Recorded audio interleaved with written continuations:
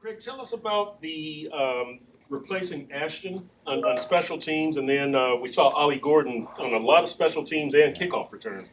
Yeah, losing a guy like Ashton, it obviously hurts the team because he's a four-core player for us. He's done it in the past with the New York Jets, but he's done a great job for us. And when there's an opportunity for some younger guys to step up, like an Ollie Gordon to put in his place. Those guys did a really good job. I was really happy with the complementary football that we end up playing. Even when one of your leaders goes down, we were, on target with a lot of things in this past game. So really happy for those young guys stepping up. And as far as Ollie, did he take or no? I guess Ingold took the place on the punt, right? Yeah. And then Ollie. What was his? I know the kickoff return, but he was like core. Was that in place of Ashton, or? Yes, it was. So when Ashton went down as our personal protector, we end up moving Alec in there. Alec has done it before in the past, and he's done a great job here, even last year for the Dolphins, we had no issues whatsoever. And then we just had to decide to move Ollie over there, and it was great. So when we went up and talked to him, we're like, "Hey, you're going in on punt. You're going at left wing," and he's like, "Let's go!" Like he was fired up and ready to go.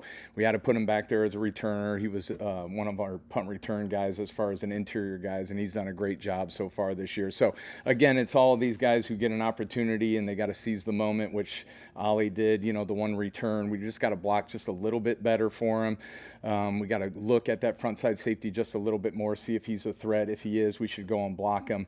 But we were trying to bend that thing back a little bit, and Ollie saw a good opening, but we got to go block that front side safety.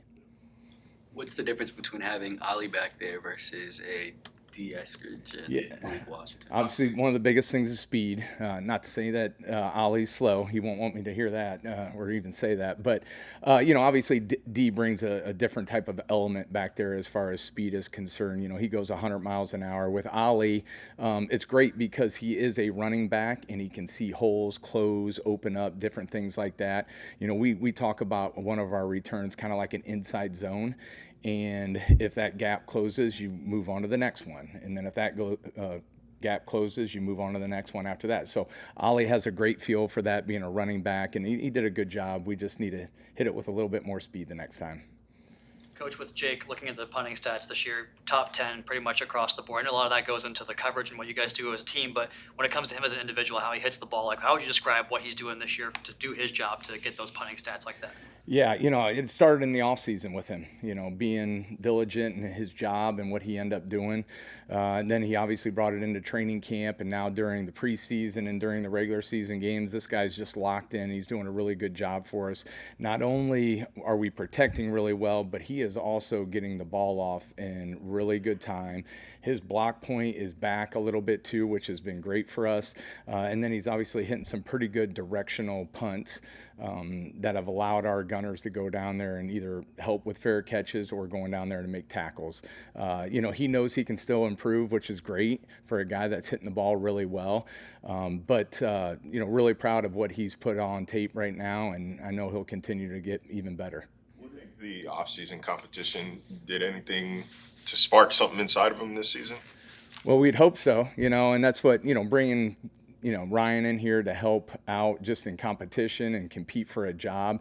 Guys are either going to rise to that level of competition, or they're just going to say, hey, we're not going to do that, and I'm just going to go somewhere else.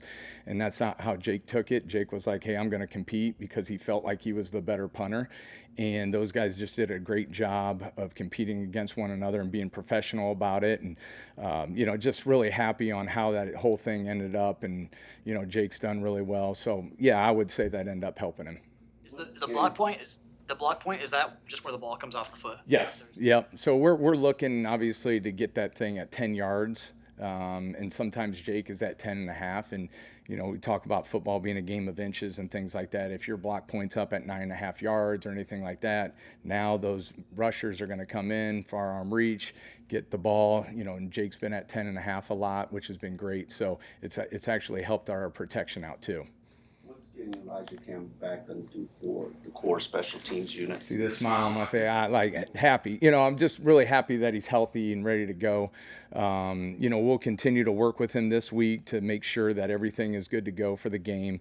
But obviously the health is the most important. But if Elijah's back in there, that's going to be great.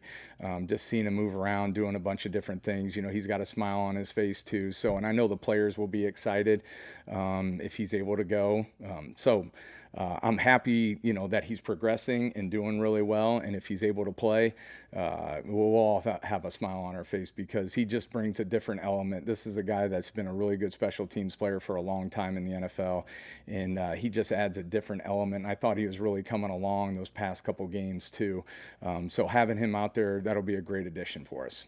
Him after he practiced fully and didn't have an injury status game designation, was it just the matter of not being able to run the full sprint of getting downfield as a gunner, that 50-yard sprint you have to make? Yeah, I think, obviously it's a big thing for a gunner to run as fast as he possibly can. So I know we're just trying to make sure that he's able to go there and run. But, if he's healthy and all that stuff, if we can have him back, that'll be great. Greg, with no Justin Tucker, what's the difference in their special teams and kicking and everything like that? Yeah, Tyler Loop, I thought, has done a really good job. He got drafted. I think he's 12 for 13 on his field goals. He's only missed one extra point, but he's done a really good job for them as far as field goals. He also does a really good job on their kickoff team. He hits some dirty kicks, some line drives, knuckleballs. So we've got to prepare for that. We've got to be ready for it because he'll kick it to our right. He'll kick it down the middle to our left. He'll bloop things up. He'll hit them deep. So I think Tyler's done a really good job of coming in there for Justin and really doing a really good job for him. Loop things up. Explain, please. Well, yeah, when he can loop it up at about to the 18, 17-yard line, hit a shorter kind of sky kick. If teams start working his way back, having guys at the goal line, he's able to kick that ball short. I think he did it against the Rams this year where he ended up getting the ball close to the 19-yard line. So he offers and really does a lot of different variety of kicks that we've got to be prepared for because it's just not deep. It's just not line drives. It's shorter kicks too that we've got to come up there and catch. Did Riley have one of those that the guy he dropped it, right? Yeah. So Riley continues to do a really good job with that. Now, in the Atlanta game, they did a really good job of coming up in there and catching those type kicks. And that's why we end up switching around a little bit as far as kicking it more towards the goal line. Really happy that our coverage units did a really good job. I know those last couple, we end up they got a penalty and they started on the 14-yard line. And then, Cam Good and Willie Gay did a great job of making a tackle inside the 20-yard line. So I was really proud of our guys in coverage units too on kickoff. With Rucci, it looked like on some of the field goals and extra points, he's there on the wing, or I don't know what you call it. Yeah. They're running two at him. Sure.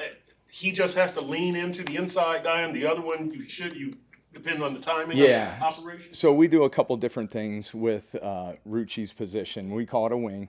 We don't want to have him do a chicken wing or anything like that. We want to have him protect the inside gap. That's the most important thing. And then we want to end up reaching out on that edge rusher too. Now, sometimes teams will just end up, teeing off on us, which Rucci understands that, and so does Zach, and so do other guys that play that position. But his main job is to protect the inside first, and then he'll end up working on the outside. I know you've talked about Ethan Bonner as a gunner. Tell me what skill are you looking for aside from speed? I mean, is toughness and angles and understanding the punt? Yeah, well, you got to be relentless. If you're at a gunner, you should expect to be double teamed. We tell our guys all the time, if you don't get double teamed, basically it's the special teams coordinator disrespecting you because he doesn't feel like you're good enough to get double team. If you're single press, they're basically saying you're not good enough to go make a play, and that's what we tell them. So Ethan's done a really good job. It is with speed. It's then his part being relentless of, when they do have a guy on you or two guys, whatever it is, you got to continue to fight your way within the rules.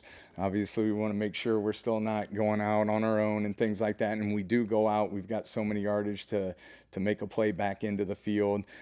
So those are the biggest things that we look at. And Ethan's doing a really good job. D. Eskridge has done a great job. But we're excited to have Elijah back there to go make some plays too.